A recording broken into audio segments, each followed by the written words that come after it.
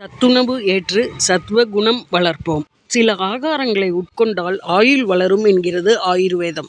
அனுபவத்தாலும் சில உணவுகளின் தன்மை அறியலாம்.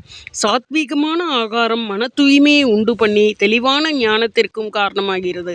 அறம், பொருள், இன்பம், வீடு இந்த நான்கில் எந்த புருஷார்த்தத்தை அடைய விரும்பினாலும் திடமான ஆயுளும் தெளிவான மனமும் அவசியம். சாத்வீக ஆகாரம் முழுமை அடையும் போது நம் சுகத்தை தானே அளிக்கிறது. இனிப்பான வஸ்து மற்றவைகளை விட சரீர உறுதிக்கு நன்கு பயன்பெறுகிறது. உலர்ந்த வறண்டு போன உணவு உட்கொள்ளக்கூடாது. உணவு இருக்கும் இடமும் சூழ்நிலையும் நன்கு அமைந்திருக்க வேண்டும். சுற்றுச்சூழல் மிக ரம்யமாய் இருத்தல் அவசியம். அருவருப்பை ஊட்டுவதாக இருக்கக்கூடாது.